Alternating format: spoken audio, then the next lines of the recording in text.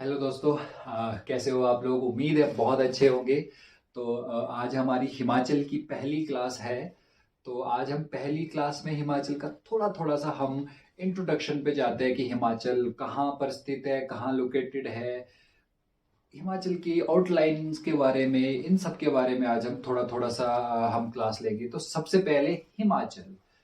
हिमाचल जो शब्द है ये दो शब्दों से मिलके बना है, हिम और अचल। याद रखना है, हिम और अचल। हिम का मतलब है बर्फ और अचल का मतलब है पर्वत, पहाड़।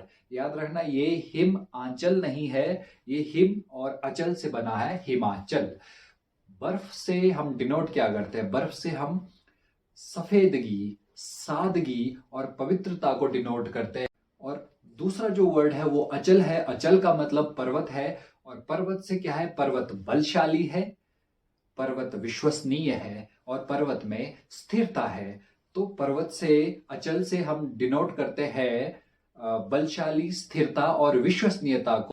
अब हम हिमाचल के एरिया की बात करते हैं। हिमाचल का एरिया कितना है? 55673, 55,673 वर्ग किलोमीटर इसका एरिया है। और जब हम इसकी बाउंड्री लाइन की बात करते हैं, बाउंड्री लाइन मतलब जैसे आप रोड में चल रहे होंगे, रोड में क्या है, एक बीच में एक सफेद सी पट्टी लगी है। तो सोचो आप उस सफेद सी पट्टी में चल रहे हो। तो इस तरह की सफेद सी पट्टी अगर हम पूरे बाउंड्री में ऐसे चारों साइड लगा दे और आप चल रहे हो, तो वो कितने किलोमीटर की बनेगी?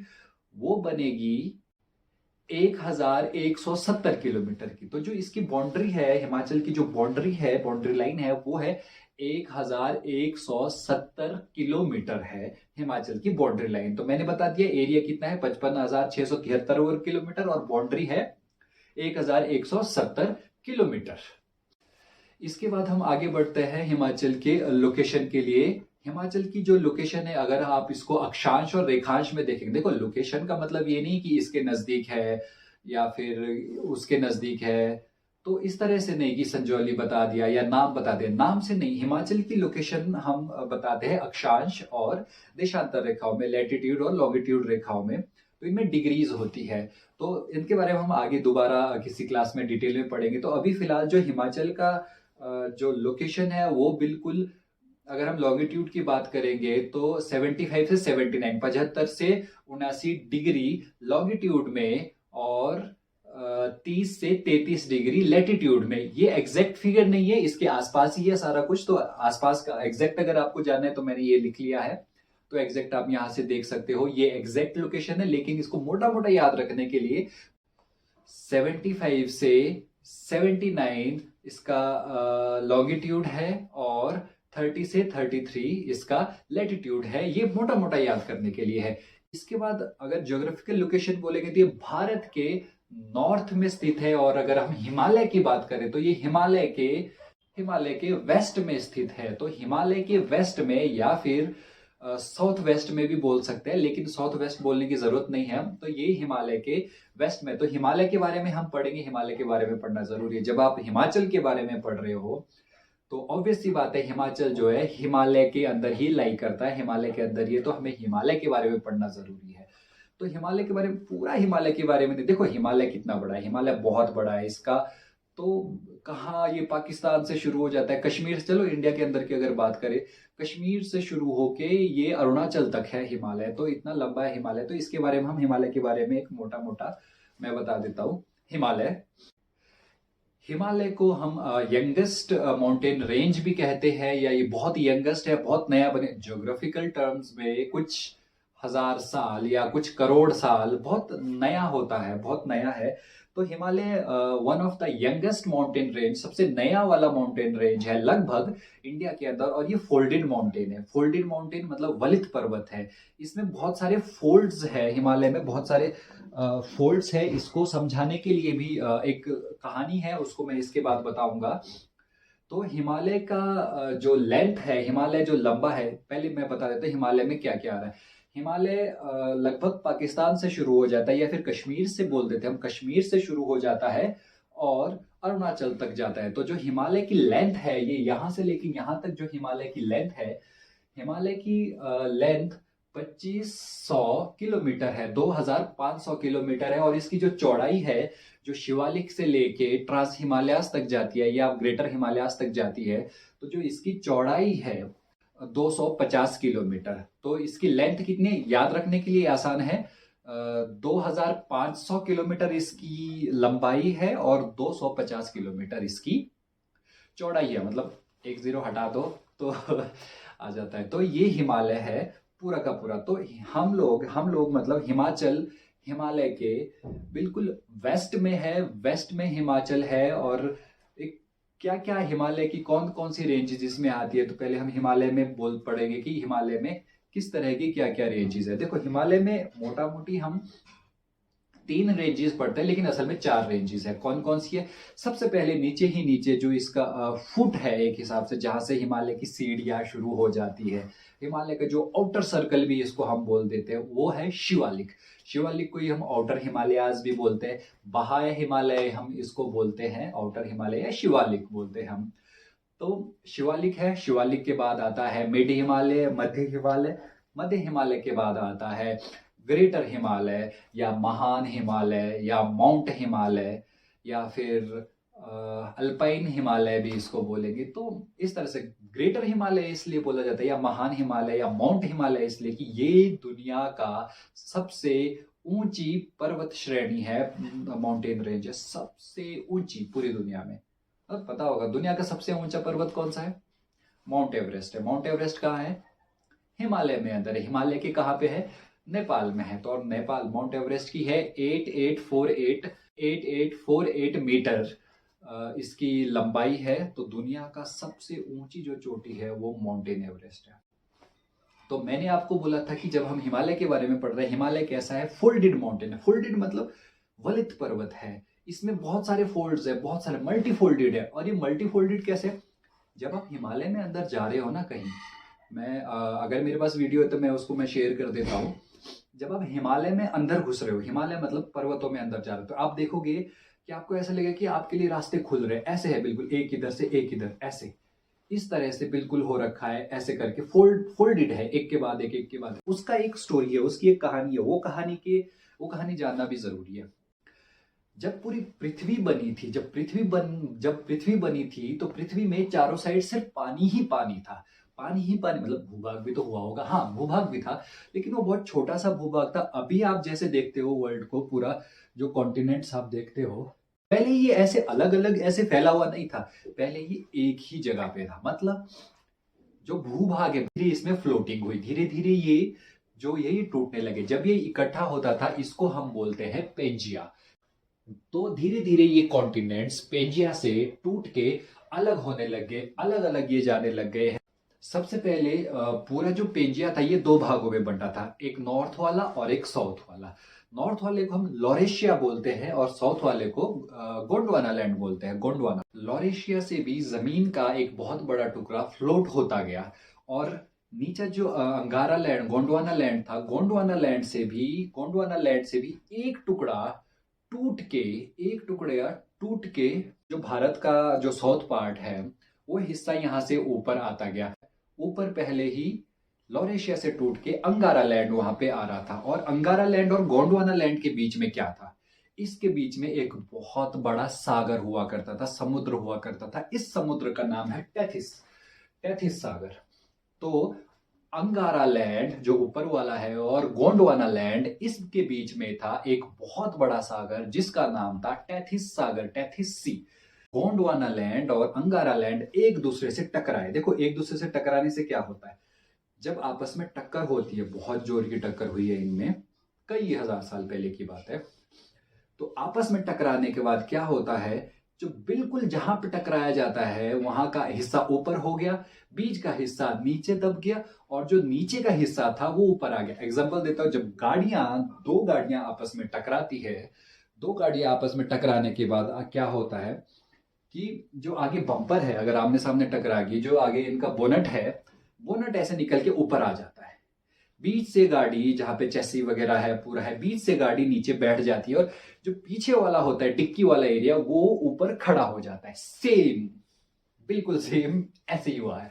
क्या हुआ है कि भारत का जो नीचे वाला हिस्सा था, देखो ऊपर अंगारा लैंड तो खड़ा था, सशक्त मजबूती से खड़ा था, तो नीचे गोंडवाना लैंड आया। गोंडवाना लैंड जैसे टकराया, इन दोनों में बहुत तेज, बहुत जोर से टकराया और आगे से हिमालय पर्वत खड़ा हो गया। जो ऊपर को हुआ हिमालय पर्वत हुआ, और ये ऐसे हुआ कि दोनों ने एक दूसरे की तरफ जोर लगाया और ये ऐसे होते होते ऐसे आपस में मिल गए और ये फोल्डेड हो गया, वलित पर्वत ये बने। तो हिमालय जैसा ही वलित पर्वत एक और है एल्प्स। एल्प्स भी ये भी फोल्डेड माउंटेन है, वलित पर्वत है। और जो टकराने के बाद जो ऊपर उठा वो हिमालय बना। जो बीच से नीचे धस गया, जो नीचे धस गया वो बने भारत के जो प्लेन्स हैं, हम मैदानों की बात करते हैं, मैदान। और जो नीचे वाला हिस्सा जो मैंने बोला वो भी ऊपर उठ गया, वो पूरा का पूरा वो ऐसे नहीं उठा, वो टकराया थोड़ी है, वो बस उठ गया, वो है प्लेट्यूज, डेक्कन प्लेट्यूज। तो भारत में जो प्लेट्यूज है, पठार है, वो साउथ का हिस्सा है और वो ऊपर उठ गया। ऊपर उठने का मतलब प्लेट्यूज क्या होते हैं, जमीन से नीचे, जो बेस से समुद्री लेवल से ऊपर उठी हुई वो जमीन, और ऊपर उठ के वो पर्वत नहीं बना रही है, ऊपर उठ के ऊपर वो सीधी है। बहुत बड़ा एरिया, मतलब छोटा छोटा नहीं कि छोटा सा ऊपर उठ के सीधा है, नहीं, बहुत बड़ा एरिया जो सीधा है वो प्लेट्यूज है। इसी तरह से प्लेट्यूज होते हैं। इसके ऊपर हम डिटेल में इंडियन ज्योग्राफी या वर्ल्ड ज्योग्राफी में पढ़ेंगे। तो इसमें अब आप बोलोगे इसमें हिमाचल का क्या रोल है। हिमाचल का बहुत बड़ा रोल है। सबसे पहले गोंडवाना लैंड और अंगारा लैंड आपस में जहां पे टकराए थे, वो कौन सी जगह थी, वो लद्दाख का एक नाम है लाटो। लाटो वो जगह है। लाटो नामक स्थान पर अंगारा लैंड और गोंडवाना लैंड आपस में टकराए थे। कहां टकराए थे, लाटो में। लाटो कहां है, लद्दाख में। ठीक है, एक बात। तो फिर से वही बात, हिमाचल कहाँ है। ओके, तो अब मैं बताता हूँ, बीच में एक टेथिस सागर था। टेथिस सागर बहुत बड़ा समंदर था, बहुत बड़ा। उसका भी एक सेंटर पॉइंट हुआ होगा, और वो सेंटर पॉइंट तो पूरे समुद्र का जो सेंटर पॉइंट था वो कहाँ है, वो है शिमला। आप सोच लोगे क्या बात कर दी। हाँ, सोचो, कई 100,000 साल पहले शिमला, जो बहुत बड़ी पहाड़ियों के हिल स्टेशन के नाम पे फेमस है, ये एक बहुत बड़े समंदर जिसका नाम टेथिस है, टेथिस सागर, टेथिस समंदर का सेंटर पॉइंट हुआ करता था। मतलब दूर दूर तक यहाँ पे सिर्फ समुद्री समुद्र था, समुद्री जीव होते होंगे, मछलियां हुई होगी यहाँ पे, आज आदमी बस रहे, तो टूरिस्ट लोग भी बहुत आ रहे हैं। तो शिमला वो जगह थी, शिमला टेथिस सागर का सेंटर था। और अंगारा लैंड, गोंडवाना लैंड जो जहां आपस में टकराए थे जिस स्थान पर, वो था लद्दाख का लाटो। ये दो चीजें इसमें याद करने की। और उसके आपस में टकराने के बाद जो पर्वत बना वो फोल्डेड माउंटेन बना। फोल्ड इसलिए हिमालय फोल्डेड माउंटेन है, वलित पर्वत है, और इसकी ऊंचाई अभी भी बढ़ रही है। मतलब अभी ये बहुत रिसेंटली बना है, हिमालय कतई नया है, अभी कतई यंग है। तो ये अभी अभी भी इसमें जो हिमालय है वो अभी भी बढ़ रहा है। मतलब अभी अभी तक हमें पता नहीं चल रहा है, लेकिन उसकी स्पीड है, वो अभी भी ऐसे टकरा के अभी ऊपर बढ़ ही रहा है। उसका एग्जाम्पल अभी भी आया है, जो माउंट एवरेस्ट है, माउंट एवरेस्ट की पहले जो हाइट थी वो 8848 मीटर्स थी। अब वो अब उसमें पॉइंट समथिंग इंचज का, 1 या 2 इंचज का थोड़ा सा बढ़ोतरी हुई है, थोड़ा और ऊंचा हुआ है। तो इससे ये पूरा साबित हो जाता है कि अभी ये बन ही रहा है, बढ़ ही रहा है। तो आज से करीब करीब 10,000 साल पहले गोंडवाना लैंड और अंगारा लैंड आपस में टकराए थे। गोंडवाना लैंड में कौन कौन सा एरिया आता था मैं बताता हूँ। भारत का साउथ पार्ट गोंडवाना का हिस्सा था। अफ्रीका, अफ्रीका से ही ये अलग हुए, अफ्रीका गोंडवाना का हिस्सा था। अंटार्कटिका जो साउथ पोल है गोंडवाना का हिस्सा था। और ऑस्ट्रेलिया ये गोंडवाना का हिस्सा था। मतलब अंटार्कटिका, ऑस्ट्रेलिया, अफ्रीका और भारत का साउथ पार्ट, ये पहले एक ही साथ हुआ करते थे। और इनका जो आप ऐसे बोलोगे कि ये क्यों, जो सबसे पहले तो एक बात, जो गोंडवाना में जो अफ्रीका में शेर पाए जाते हैं वो भारत में गिर के जंगलों में पाए जाते हैं और दुनिया में कहीं नहीं पाए जाते। अब वो अफ्रीका से भारत वो तैर के तो आए नहीं होंगे, ना ही उनको वहां से किसी ने लाया होगा, हो सकता है लाया भी हो, लेकिन ज्यादा ये है कि ये यहीं पे इस तरह से हुए थे। और दूसरा गोंडवाना, अभी हमारे साउथ में गोंड जाति भी है एक, तो गोंडवाना लैंड भी उसके ही नाम से गोंडवाना लैंड भी बना है। खैर इसके साक्ष्य और भी बहुत सारे हैं, हम थोड़ा सा आगे और निकल वापस हिमाचल में आते। तो हिमाचल में, हिमाचल को मैंने बोला था कि हिमाचल हिमालय के बिल्कुल वेस्ट में है, हिमालय के बिल्कुल वेस्ट में है। और हिमाचल का मैं आपको बता देना चाहता हूँ कि हिमाचल के ईस्ट वेस्ट नॉर्थ साउथ में या हिमाचल की बाउंड्री किस किस राज्यों के साथ लगती है। तो सबसे पहले इसके नॉर्थ से ही हम शुरू करते हैं। हिमाचल के बिल्कुल नॉर्थ में आपको दिख रहा होगा जम्मू कश्मीर और लद्दाख। जम्मू कश्मीर और लद्दाख हिमाचल के बिल्कुल नॉर्थ में है। तो हिमाचल के ईस्ट में इसकी बॉर्डर चाइना में लगती है। ईस्ट में कौन कौन से है?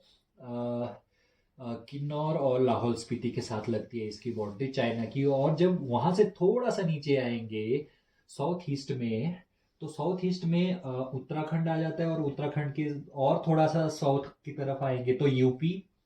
और हिमाचल की बिल्कुल साउथ में आएंगे तो हरियाणा। हरियाणा स्टेट हिमाचल के बिल्कुल साउथ में है। और उसके बाद हम वेस्ट में जब आते हैं, बिल्कुल हिमाचल के वेस्ट में है पंजाब। तो हिमाचल की बाउंड्री किस किस स्टेट के साथ लगती है? स्टेट और यूटी के साथ लगती है। पहले जम्मू कश्मीर एक स्टेट हुआ करता था, अब खैर यूटी भी हो गई है। तो हिमाचल की बाउंड्री लग रही है जम्मू कश्मीर, लद्दाख, उत्तराखंड, यूपी, हरियाणा और फिर पंजाब। ये है, इनके साथ हम, इन स्टेट्स के साथ हम अपनी बाउंड्री शेयर करते हैं। और सिर्फ एक देश के साथ, याद रखना, पाकिस्तान के साथ हमारी बाउंड्री नहीं लगती है। कई लोग सोचते हैं कि पाकिस्तान के साथ भी लग रही होगी, लेकिन नहीं, पाकिस्तान के साथ नहीं। एक ही देश है और वो है चाइना। चीन के साथ हमारी बाउंड्री लगती है। चीन के अलावा किसी दूसरे देश के साथ हमारी बाउंड्री नहीं लगती। वैसे ज्यादा देश है भी नहीं, तो दूसरे देश के साथ हमारी बाउंड्री नहीं लगती, चीन के साथ लगती है। तो थोड़ा सा इसमें और आगे बोलते हैं कि हिमाचल का जो, तो स्टेटहुड की अगर हम बात करते हैं तो स्टेटहुड के हिसाब से, स्टेटहुड मतलब कि किसी राज्य को राज्य का दर्जा कब मिला गया, ये आपको पता होना चाहिए। हिमाचल प्रदेश को राज्य का दर्जा कब मिला गया, ये हम आगे पढ़ेंगे। लेकिन फिलहाल आपके लिए होमवर्क है, आप कमेंट बॉक्स में कमेंट जरूर करना कि हिमाचल को राज्य का दर्जा कब मिला गया था। राज्य का दर्जा, स्टेटहुड। देश का 18वां राज्य बना था। मतलब हिमाचल से पहले हमारे देश में आज कितने राज्य हैं? आज 28 है। तो इससे पहले जब हिमाचल राज्य बना था, तो हिमाचल से पहले 17 राज्य हमारे देश में हुआ करते थे। और 18वां राज्य है हिमाचल प्रदेश। और एरिया के हिसाब से, अगर एरिया की हम बात करते हैं, एरिया के हिसाब से भी हिमाचल 18वां सबसे बड़ा राज्य। मतलब हिमाचल से पहले 17 बड़े बड़े राज्य और है। हिमाचल बहुत छोटा, लगभग काफी छोटा है दूसरे राज्यों के मुकाबले। तो 18वां सबसे बड़ा राज्य है हिमाचल प्रदेश। और अगर पॉपुलेशन की हम बात करते हैं, हिमाचल की पॉपुलेशन एरिया के हिसाब से बहुत अच्छी है। 1 2 3 इसकी मतलब 1 2 3 मतलब 123, 1 2 3 इसकी क्या बोलते हैं, पॉपुलेशन डेंसिटी है इसकी 1 2 3। मतलब 1 किलोमीटर के अंदर 123 लोग रहते हैं हिमाचल की। बहुत अच्छी है, सही है।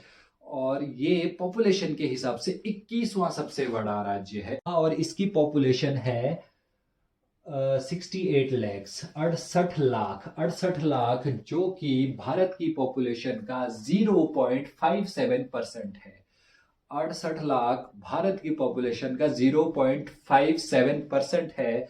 और एरिया के हिसाब से जो मैंने बोला 18वां सबसे बड़ा राज्य है, 18वां, जिसका एरिया है 55,673 वर्ग किलोमीटर। और भारत का 1.69%, भारत की एरिया का 1.69% हिमाचल में है, हिमाचल में लाई करता है।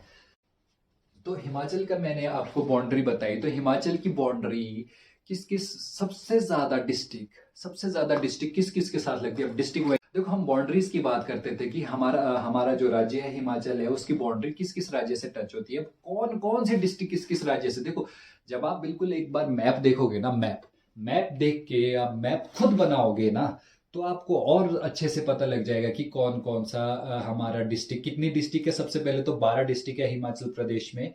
तो 12 डिस्ट्रिक्ट का जब आप मैप खुद अपने हाथ से बनाओगे, बेशक खराब बन जाएगा, कोई बात नहीं। जब आप अपने हाथ से खुद मैप को बनाओगे, फिर आपको पता लगेगा कौन सा जो बॉर्डर है वो किसके साथ लगता है, या डिस्ट्रिक्ट का आपस में किसके साथ लगता है।